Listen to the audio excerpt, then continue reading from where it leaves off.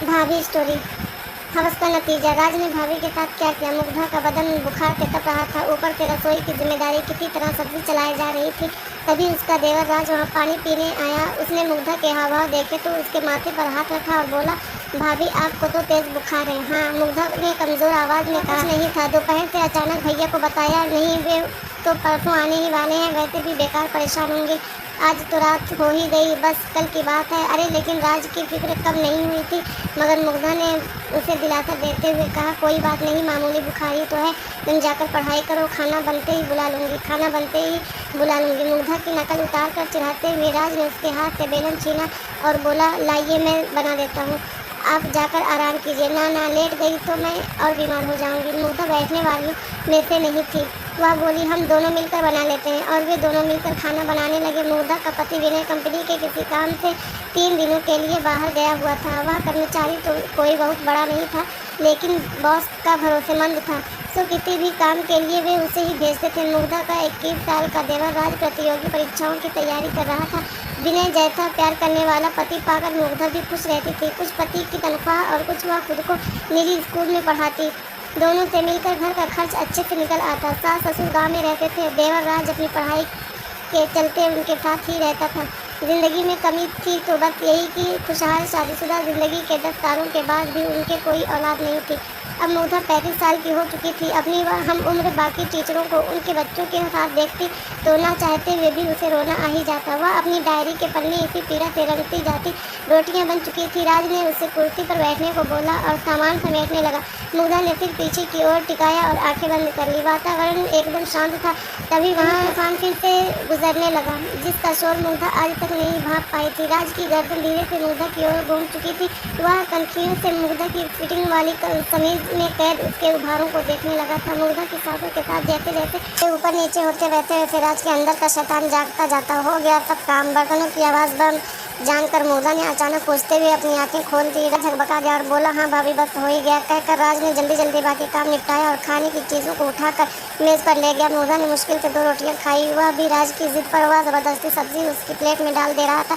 खाने के बाद मुग्धा सोने जाने लगी तो राज बोला, भाभी 15 मिनट के लिए आगे वाले कमरे में बैठिए ना, मैं आपके लिए दवा ले आता हूँ। अरे नहीं, रात भर में उतर जाएगा। मुग्धा ने मना किया, लेकिन राज कहाँ मानने वाला था। मैं पास वाले केमिस्ट से ही दवा लेकर आ रहा हूँ भाभी, जहाँ से आप मंगाती हैं। हमेशा दरवाज़ा बंद कर लीजिए, मैं अभी आया, कहता हुआ वह निकल गया। मुग्धा ने दरवाज़ा बंद किया और सोफे पर पैर ऊपर करके बैठ गई। राज ने तय कर लिया था कि आज तो वह अपने मन की करके ही रहेगा।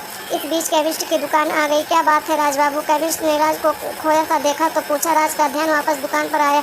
दवा चाहिए थी, उसने जवाब दिया। अबे तो यहाँ क्या मिठाई मिलती है। केमिस्ट उसे छेड़ते हुए बोला। वह उसका पुराना दोस्त था। राज मुस्कुरा उठा और कहा, अरे जल्दी देना। हड़बड़ाते हुए केमिस्ट ने हैरत से उसकी ओर देखा। कौन सी दवा चाहिए यह तो बता। राज को याद आया कि उसने तो सचमुच कोई दवा नहीं मांगी है। उसने ऐसे ही बोल दिया, भाभी की तबीयत ठीक नहीं है, उन्हें बुखार है, ज़रा नींद की गोली देना। नींद की गोली बुखार के लिए सोचते हुए केमिस्ट ने उसे देखा। वह खुद भी मुग्धा के हुस्न का दीवाना था। हमेशा उसके बारे में चटकारे ले लेकर बातें किया करता था। उसने राज के मन की बात टाड़ ली। ऐसी बातों का उसे बहुत अनुभव जो था। उसने नींद की गोली के साथ बुखार की भी दवा दे दी। राज ने लिफाफा जेब में से वापस चलने को हुआ कि तभी केमिस्ट चिल्लाया, अरे भाई खुराक तो सुन ले। राज को अपनी गलती का एहसास हुआ। वह काउंटर पर आया। केमिस्ट ने उसे डोज बताई और आंख मारते हुए बोला, यह नींद वाली एक से ज़्यादा मत देना, टाइट चीज़ है। अबे क्या बकवास कर रहा है। राज के मन का डर उसकी ज़बान से बोल पड़ा। उसकी तो चोर की दाढ़ी में तिनका वाली हालत हो गई। वह जाने लगा। केमिस्ट पीछे से कह रहा था, अगली बार हमको भी याद रखना दोस्त। राज उसको अनसुना करता हुआ आगे बढ़ गया। घर लौटने पर डोर बेल बजाते हुए मुग्धा ने दरवाज़ा खोल दिया और बोली, यहीं बैठी थी लगातार। जी भाभी आइए, अंदर चलिए। राज ने अपने माथे से पसीना पोंछते हुए कहा। मुग्धा अपने कमरे में आकर लेट गई।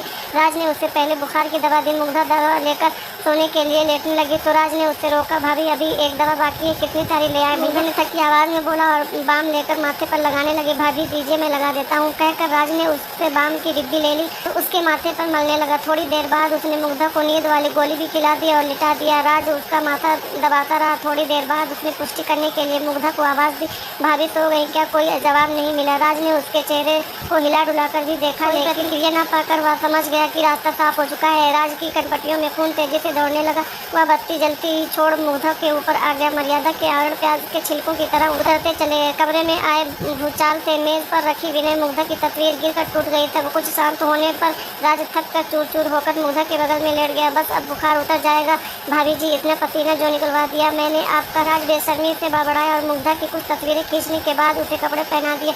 मुग्धा अब तक धीमे धीमे करा रही थी। राज पलंग से उतरा और खुद भी कपड़े पहनने लगा। तभी उसकी नजर आधी खुली दरार कर गई। भूल से मुग्धा अपनी डायरी उसी में छोड़ी हुई थी। राज ने उसे निकाला और कपड़े पहनते पहनते उसके पन्ने पलटने लगा। अचानक एक पेज पर जाकर उसकी आंखें अटक गई। वह अभी अपनी कमीज के सारे बटन भी बंद नहीं कर पाया था, लेकिन उसको इस बात की परवाह नहीं रही। वह अपलक उस पन्ने में लिखे शब्दों को पढ़ने लगा। उसमें मुग्धा ने लिखा था, बस अब बहुत रो लिया, बहुत दुख मना लिया। औलाद के लिए मेरा बेटा मेरे पास था और मैं उसे पहचान ही नहीं पाई। जब मैं यहाँ आई उसे बच्चे के रूप में देखा तो आज अपनी कोख के बच्चे के लिए इतनी चिंता क्यों? मैं बहुत जल्दी राज को कानूनी रूप से गोद लूँगी। राज की आंखों के आगे अंधेरा छाने लगा। वह सिर पकड़कर वहीं बैठ गया और जोर जोर से रोने लगा। फिर भागकर मुग्धा के पैरों को पकड़कर अपना माथा से रगड़ते हुए रोने लगा, भाभी मुझे माफ़ कर दो, यह क्या हो गया मुझसे? अचानक राज का ध्यान मुग्धा के बिखरे बालों पर गया। उसने जल्दी से ज़मीन पर गिरी उसकी हेयर क्लिप उठाई और मुग्धा का सिर अपनी गोद में रखकर बालों को संवारने लगा। वह किसी मशीन की तरह सब कुछ कर रहा था। हेयर क्लिप अच्छे से उसके बालों में लगाकर राज उठा और घर से निकल गया। अगली सुबह तकरीबन 8 बजे मुग्धा की आंखें खुली। उसका सिर अभी तक भारी था। घर में भीड़ लग चुकी थी। एक आदमी ने आखिरकार बोल ही दिया, देवर भाभी के रिश्ते पर भरोसा करना ही पागलपन है। मुग्धा के सिर में जैसे करंट लगा हुआ। सवालिया नज़रों से उसे देखने लगी। तभी इलाके में पुलिस इंस्पेक्टर ने प्रवेश किया और बताया, आपके देवर राज की लाश पास वाली नदी से मिली है। उसने रात को खुदकुशी कर ली। मुग्धा का कलेजा मुंह को आने लगा। वह हड़बड़ाकर पलंग से उठी, लेकिन लड़खड़ा कर गिर गई। एक महिला सिपाही ने राज के मोबाइल फ़ोन में कैद मुग्धा की कल वाली तस्वीरें उसे दिखाई और कड़क कर पूछा कर रंगरलियां मनाते मनाते दिया तूने कि उसने अपनी जान दे दी। तस्वीरें देखकर मुग्धा हैरान रह गई। अपनी शारीरिक हालत से उसे ऐसी किसी घटना का शक तो हो रहा था, लेकिन दिल अब तक मानने को तैयार नहीं था। वह फूट फूट कर रोने लगी। इंस्पेक्टर ने उस महिला सिपाही को अभी कुछ न पूछने का इशारा किया और बाकी औपचारिकताएं पूरी कर वहाँ से चला गया। धीरे धीरे औरतों की भीड़ भी छटती गई। विनय का फ़ोन आया था कि वह आ रहा है। घबराए नहीं, लेकिन मुग्धा बस सुनती रही। उसकी पूरी आंखों के सामने राज का बचपन चल रहा था। जब वह नई नई इस घर में आई थी, दोपहर तक विनय लौट आया और भागते हुए मुग्धा के पास कमरे में पहुंचा। वह जड़वत अभी भी पलंग पर बैठी शून्य में ताक रही थी। विनय ने उसके कंधे पर हाथ रखा, लेकिन मुग्धा का शरीर एक और लुढ़क गया। चीखता हुआ विनय उसे झकझोरे जा रहा था, पर मुग्धा कभी न जागने वाली नींद में सो चुकी थी। दोस्तों, अगर हमारी वीडियो पसंद आई हो तो प्लीज़ हमारी वीडियो को लाइक करें, शेयर करें और सब्सक्राइब करना ना भूलें।